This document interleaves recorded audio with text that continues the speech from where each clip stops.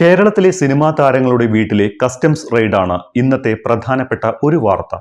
കേരളത്തിലെ യുവ താരരാജാക്കന്മാരായ പൃഥ്വിരാജ് സുകുമാരന്റെയും ദുൽഖർ സൽമാന്റെയും അടക്കം വീടുകളിൽ കസ്റ്റംസും DRIയും പരിശോധന നടത്തിയിരുന്നു.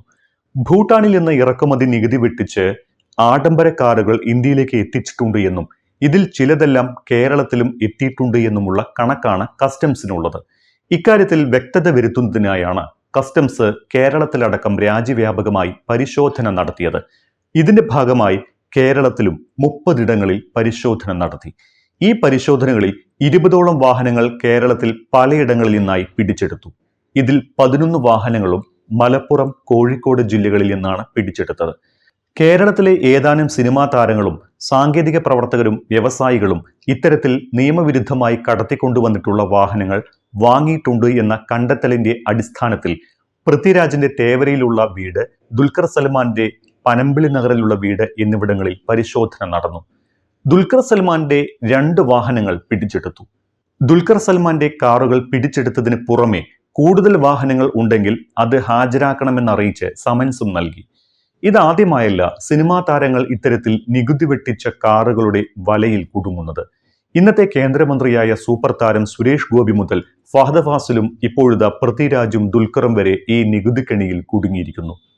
6 വർഷം മുൻപാണ് സമാനമായ മറ്റൊരു സംഭവം നടന്നത്. അന്ന് കേരളത്തിലെ ചലച്ചിത്ര താരങ്ങളടക്കം ഉൾപ്പെട്ട പുതുച്ചേരി വാഹന തട്ടിപ്പ് ഇപ്പോൾ വീണ്ടും ചർച്ചയാകുകയാണ്. അന്ന് നടന്മാരായ സുരേഷ് ഗോപിയും ഫഹദ് ഫാസിലും നടി അമല പോളും അടക്കം നികുതി വെട്ടിപ്പ് കേസിൽ പ്രതികളായിരുന്നു. കേരളത്തിലെ 2357 വാഹനങ്ങൾ 2019 പുതുച്ചേരിയിൽ രജിസ്റ്റർ ചെയ്തതായി കണ്ടെത്തി. നികുതി വെട്ടിക്കാനായി വ്യാജരേഖ ചമച്ചാണ് കാറുകൾ പുതുച്ചേരിയിൽ എത്തിച്ച് രജിസ്റ്റർ ചെയ്തത്. നടനും ഇന്ന് കേന്ദ്രമന്ത്രിയുമായ സുരേഷ് ഗോപിക്കെതിരെ 2 കാറുകൾ നികുതി വെട്ടിച്ച് രജിസ്ട്രേഷൻ നടത്തിയതിന് കേസെടുത്തുവെങ്കിലും കുറ്റപത്രം സമർപ്പിച്ചത് ഒരു കാറിന്റെ കേസിലായിരുന്നു. 2010 സുരേഷ് ഗോപി വാങ്ങിയ കാറാണ് ഇത്തരത്തിൽ നികുതി വെട്ടിച്ചതായി കണ്ടെത്തിയത്. അതിന് സുരേഷ് ഗോപി ചെയ്തതാകട്ടെ വ്യാജ മേൽവിലാസം ഉണ്ടാക്കലായിരുന്നു.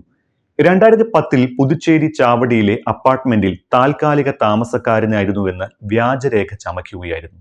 ഇതുവഴി 16 ലക്ഷത്തോളം രൂപ നികുതി വെട്ടിച്ചുവെന്നായിരുന്നു കണ്ടെത്തൽ. രജിസ്ട്രേഷനു വേണ്ടി വ്യാജ സത്യവാങ്മൂലവും വ്യാജ സീലും ഉപയോഗിച്ചുവെന്നും കുറ്റപത്രത്തിൽ പറഞ്ഞിരുന്നു. രേഖകൾ വ്യാജമാണ് എന്ന് സമ്മതിക്കുന്ന നോട്ടറിയുടെ മൊഴിയും സുരേഷ് ഗോപി അപ്പാർട്ട്മെന്റിലെ താമസക്കാരൻ അല്ല എന്ന കെട്ടിട ഉടമയുടെ മൊഴിയും പ്രധാന തെളിവുകളായി സമർപ്പിച്ചാണ് കുറ്റപത്രം സമർപ്പിച്ചത്. എന്തായാലും കേസിൽ സുരേഷ് ഗോപിയെ അറസ്റ്റ് ചെയ്ത ശേഷം വിട്ടയച്ചു. ചലച്ചിത്ര താരങ്ങളായ ഫഹദ് ഫാസിൽ, അമല പോൾ എന്നിവർക്കെതിരെയും അന്ന് വാഹന രജിസ്ട്രേഷൻ തട്ടിപ്പിന് കേസെടുത്തിരുന്നുവെങ്കിലും പിന്നീട് ഒഴിവാക്കുകയായിരുന്നു. ഫഹദ് ഫാസിൽ ഡൽഹി, ബംഗളൂരു എന്നിവിടങ്ങളിൽ നിന്നായിരുന്നു വാഹനം വാങ്ങിയത്. എന്നാൽ വളരെ പെട്ടെന്ന് തന്നെ തെറ്റ് മനസ്സിലാക്കിയ ഫഹദ് 19 ലക്ഷം രൂപ പിഴയടയ്ക്കുകയും രജിസ്ട്രേഷൻ കേരളത്തിലേക്ക് മാറ്റുകയും ചെയ്തു. കേസിൽ ഫഹദ് ഫാസിലിനെയും അറസ്റ്റ് ചെയ്ത ശേഷം ജാമ്യത്തിൽ വിട്ടയച്ചു. അമല പോൾ ആകട്ടെ ബാംഗ്ലൂരിൽ നിന്ന് വാഹനം വാങ്ങിയെങ്കിലും കേരളത്തിൽ എത്തിച്ചിട്ടില്ലാത്തതിനാൽ കേരള പോലീസിന് അന്ന് നടപടി സ്വീകരിക്കാനായില്ല. ഇതാണ് 2009 നടന്ന കേസിന്റെ വിശദവിവരങ്ങൾ. ഇപ്പോൾ നടക്കുന്നത് മറ്റൊരു തരത്തിലുള്ള കേസാണ്. ഭൂട്ടാനിൽ നിന്ന് ഇറക്കുമതി നികുതി വെട്ടിച്ചാണ് ഇന്ത്യയിലെ വിവിധ സംസ്ഥാനങ്ങളിലേക്ക് ഈ കാറുകൾ എത്തിക്കുന്നത്. ഭൂട്ടാൻ ആർമിയും മറ്റും ഉപേക്ഷിച്ച വാഹനങ്ങൾ സൈന്യം ലേലം ചെയ്ത SUVകൾ അടക്കം ഇടനിലക്കാർ കുറഞ്ഞ വിലയ്ക്ക് വാങ്ങുകയും അവ ഹിമാചൽ പ്രദേശിൽ രജിസ്റ്റർ ചെയ്യുകയും ചെയ്യുന്നു. പിന്നീട് ഇതേ വാഹനങ്ങൾ കൂടിയ വിലയ്ക്ക് മറ്റ് സംസ്ഥാനങ്ങളിലേക്ക് വിൽക്കുന്നതാണ് രീതി. ഇത്തരത്തിലുള്ള വാഹനങ്ങളാണ് കേരളത്തിലെ നടന്മാരും വ്യവസായ പ്രമുഖരും വാങ്ങിച്ചിരിക്കുന്നത് എന്നാണ് വിവരം. ലാൻഡ് ക്രൂയിസർ, ലാൻഡ് റോവർ, വിവിധ SUVകൾ, ട്രക്കുകൾ എന്നിവ കടത്തിക്കൊണ്ടുവന്ന വാഹനങ്ങളിൽ ഉൾപ്പെട്ടിട്ടുണ്ട്. പഴയ മോഡൽ ഡിഫൻഡർ അടക്കമുള്ള വാഹനങ്ങളും രാജ്യാതിർത്തി കടന്ന് എത്തിയതായി പറയപ്പെടുന്നു. 198 ആഡംബര വാഹനങ്ങൾ ഇറക്കുമതി ചെയ്തതായി കസ്റ്റംസ് കണ്ടെത്തിയിട്ടുണ്ട്. ഇതിൽ കേരളത്തിൽ എത്രയെണ്ണം ഉണ്ട് എന്നതടക്കമുള്ള കാര്യങ്ങൾ പരിശോധനാ വിധേയമാക്കും. കേരളത്തിൽ നിന്ന് 20ഓളം ആഡംബര SUV വാഹനങ്ങൾ കസ്റ്റംസ് കസ്റ്റഡിയിൽ എടുത്തിട്ടുണ്ട്. ഇതിൽ തന്നെ കോഴിക്കോട്, മലപ്പുറം ജില്ലകളിൽ നിന്ന് മാത്രമായി 11 വാഹനങ്ങളാണ് പിടിച്ചെടുത്തത്. കേന്ദ്ര സർക്കാരിലെ ഉന്നത ഉദ്യോഗസ്ഥരും വാഹനം വാങ്ങിയെന്ന വിവരവും കസ്റ്റംസിന് ലഭിച്ചിട്ടുണ്ട്.